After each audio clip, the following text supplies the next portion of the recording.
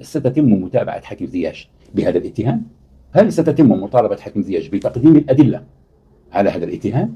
لأنه في نهاية المطاف اتهم حكومة بلده أي المغرب، الحكومة المغربية، بأنها تدعم حرب الإبادة. بالطبع لم يوضح طبيعة هذا الدعم، هل هو دعم عسكري، دبلوماسي، لوجستيكي، إعلامي؟ ما هي طبيعة هذا الدعم؟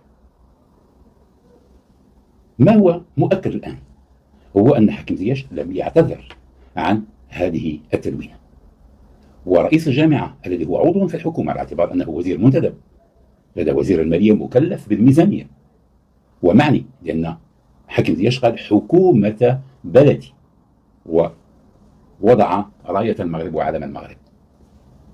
فوزي الرجع لم تكن له أي ردة فعل حول هذا الموضوع، كما أن الإعلاميين المغاربة لم يطرحوا هذا السؤال أبدا على فوزي الرجع، رغم أن هناك مناسبات كثيرة التقوا فيه بفوزي الرجع.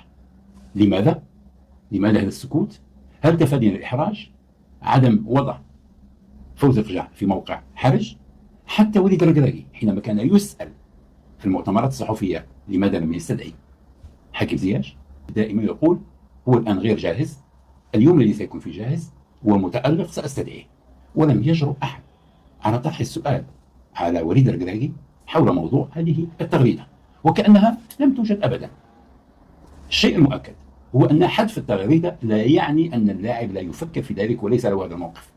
حذف التغريدة لا يعني أن اللاعب اعتذر، وإذا كان قد اعتذر فكان عليه أن ينشر اعتذاره، وحتى ولو نشر هذا الاعتذار يجب أن تقبل الحكومة المغربية بهذا الاعتذار وتعلن على أنها تتفهم خطأ حكيم زياش إذا كان هناك خطأ. بالنسبة لحكيم زياش لا يبدو لي أنه مخطئ في قرارة نفسه، يعتقد أنه على حق حينما كتب هذه التغريدة. والسؤال حينما حذفت التغريدة هل حذفت طواعية من حكيم زياش أم نصحا من بعض الذين يثق فيهم أم بضغوط من جهات معينة، إما الجامعة إما زملائه في الفريق إما المدرب أم بإملاءات وبأوامر؟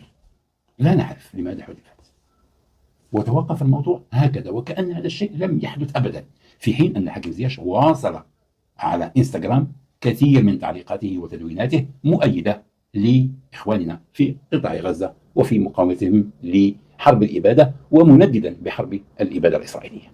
هذا أمر سهل جدا العثور عليه في تدوينات وتغريدات حكيم زياش.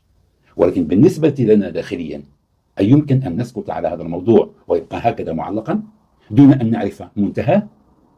نحن نعلم أن كثير من النشطاء، كثير من المفكرين، كثير